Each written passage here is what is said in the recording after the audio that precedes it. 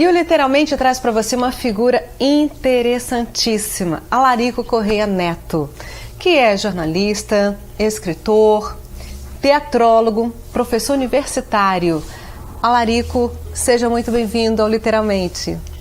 Eu que sinto a satisfação de estar aqui com vocês e agradecer essa oportunidade de difundir um pouco mais o trabalho que a gente realizou na literatura, no teatro, no jornalismo paraibano. Eu queria que você contasse um pouquinho da sua história, mas também de alguns trabalhos seus. E quem é Alarico? Onde começou? De onde ele é? Mas me considero cajazeirado, mas na verdade porque eu convivi muito com o pessoal de Cajazeira, mas eu sou nascido em Santa Rita aqui, cidade que eu não conheço, a não ser de passagem. Me criei em Campina Grande e cheguei em João Pessoa já na minha adolescência e daí então, mesmo viajando pelo Brasil todo, mas é aqui que eu me finquei, criei minhas raízes aqui em João Pessoa. A Cara do Povo do Jeito que Ela É. Uma obra super interessante, uma peça teatral. Eu gostaria que você contasse um pouquinho dessa peça pra gente. Essa história da peça da Cara do Povo do Jeito que Ela É, ela começou justamente quando é homenagem a Paulo Pontes, o teatrólogo Paulo Pontes. O Brasil inteiro conheceu como coautor da peça Gota d'Água, juntamente com Chico Buarque. E quando o Paulo morreu, há 40 anos, exatamente, completou agora em dezembro de 2016, ele morreu com 36 anos, então o governo do Estado, a que ele se opunha, não o governo em si, mas a estrutura dominante que existia no Brasil, e por causa disso ele foi exilado da Paraíba. Então o governo achou de convocar uma missa de 7º dia e colocou o nome de amigos de Paulo Pontes, e a gente, entre eles eu, e a gente não tinha sido consultado. Então o Diretório Central dos Estudantes resolveu mostrar que realmente quem eram os amigos de Paulo Pontes, e nos convidou para uma reunião, e dessa reunião deveria sair uma comissão para elaborar um trabalho sobre teatro para homenagear Paulo Pontes. Como começaram a burocratizar esse trabalho, eu saí independentemente e escrevi A Cara do Povo do Jeito que Ela É, a memória de Paulo Pontes. É uma peça que foi montada, a primeira montagem foi minha, e daqui ela foi montada em várias cidades da Paraíba, e daqui foi montada no Acre, no Sergipe e no Paraná, e a última montagem que eu tive conhecimento na Bahia, 3 grupos montados na Bahia, inclusive com colação de grau em graduação em direção teatral pela Tânia França, e a última montagem que eu tomei conhecimento foi em São Paulo. E como é que foi a repercussão dessa peça em homenagem ao teatrólogo? Muito boa, até porque a então Federação de Teatro Amador da Paraíba tomou a iniciativa nós conseguimos publicar num livreto, não digo um livro, porque até se viu de ingresso aqui em João Pessoa, mas a federação distribuiu esse texto para o Brasil inteiro. Então eu tenho em casa coleções de correspondência que eu recebi do Brasil inteiro, das pessoas querendo tomar mais conhecimento sobre Paulo Pontes, sobre o trabalho de Paulo Pontes, principalmente depois pela repercussão de Difícil Chamado 200, que foi esse filme, né, que foi uma peça de teatro dele que também foi filme, e A Gota d'Água, que teve Bibi Ferreira, a grande atriz, né, no espetáculo, né, principal atriz do espetáculo A Gota d'Água, em parceria com Chico Buarque. Outra peça sua é BR-230. A gente aqui nos bastidores, né, nós estávamos conversando e eu nunca imaginei que poderia ter toda uma história por trás da construção da BR-230. Conta um pouquinho. Vamos fofocar um pouquinho, né? Vamos.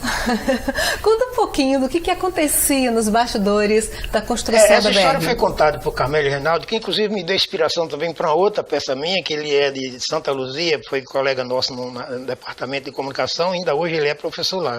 Eu saí. E então ele contou essa história de que havia uma mina na BR-230, a estrada que foi construída na Paraíba, que rasga, né, daqui do leste ao oeste da Paraíba, a estrada, todo mundo esperava que ela ia trazer o progresso. Então a estrada chegou com o progresso e o progresso seguiu com a estrada e foi além. Mas quando passou pela região do Sabugi, ali Santa Luzia, então trazendo 1000 operários, vamos dizer, de fora, então com costumes diferentes, né?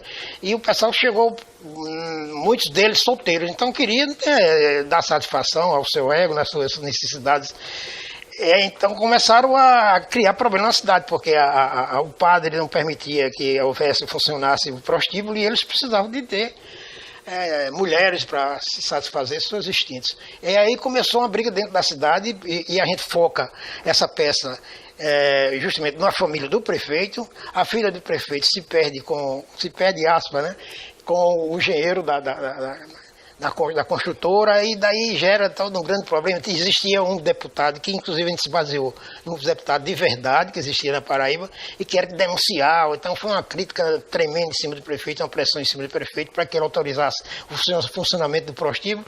A igreja proibia, então essa grande confusão dentro da cidade, né, em função da construção da estrada. E a verdade é que termina a estrada, vai em frente e deixa os problemas sociais e até familiares na cidade. Essa é uma imaginação, mas baseada numa verdade.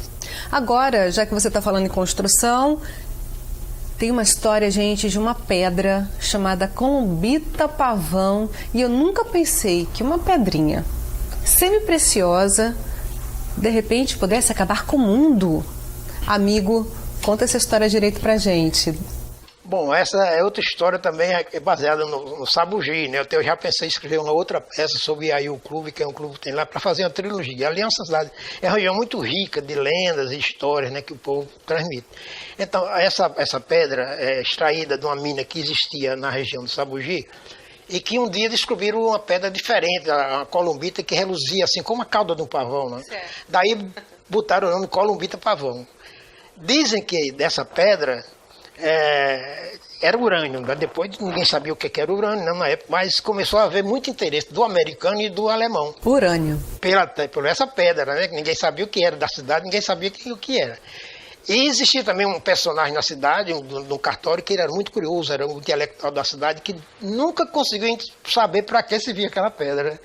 Mas o alemão e o americano procuravam comprar a produção total da mina, tanto que dizem que foi com essa pedra que o americano conseguiu vencer a competição e levou e construiu a bomba que destruiu Hiroshima e Nagasaki. Alarico, a cara do povo do jeito que ela é, BR-230, Columbita Pavão.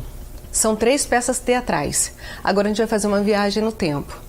A União, 120 anos. Você foi o organizador do livro e também teve uma parceria muito bacana. Conta pra gente. Esse livro, quando a União completou 120 anos, isso exatamente há 4 anos, hoje completando, hoje a União tem 124 anos, mas quando fomos comemorar os 120 anos, nós tivemos muitas ideias, muita imaginação, e uma delas foi justamente escrever a história da União. A ideia inicial era fazer um livro para cada década, seriam 12 livros, mas o tempo não comportava esse trabalho que a gente iria ter, então nós resumimos num livro chamado A União, 120 anos, uma viagem no tempo. E aí nós tivemos participação de Gonzaga Rodrigues, de Arlindo, Aguinaldo Almeida, aliás, Martinho Moreira Franco, professor Moisés da universidade, então várias pessoas, inclusive muitas entrevistas com todos os ex-superintendentes, então resolvimos isso no livro, que hoje é um livro muito interessante para você ler. Você tem a parte da história da Paraíba, a participação da União na história da Paraíba, os anúncios, que eram muito importantes, porque é o livro baseado também praticamente na primeira edição do jornal, eram 4 páginas, e a última página era só anúncio. Então, o Martinho Moreira Franco e mais um outro colaborador participaram e fizeram esse trabalho. Então, se você pega esse livro, A União, 120 anos, uma viagem no tempo, é realmente uma grande viagem que mostra a história, não só do jornal União, mas a participação, resumidamente, no livro, a participação desse jornal, que é o mais antigo estatal em circulação no Brasil, né? A União, e você vai conhecer como foi a criação do jornal União, criado pelo Partido Republicano na época. Que obra de Alarico Correia Neto você destacaria? Olha, justamente porque está fazendo 40 anos agora, e a homenagem a Paulo Pontes, é a cara do povo do jeito que ela é. Mas aqui eu tenho mais, os olhos, vejo mais com a menina nos meus olhos, é o Columbita Pavão, que foi um prêmio nacional que eu conquistei na Bahia. Aliás, eu tive uma participação muito interessante. A Bahia se apaixonou por esse texto, tanto que foi montado por 2 grupos profissionais e foi também montado como trabalho de graduação de direção teatral na UFBA.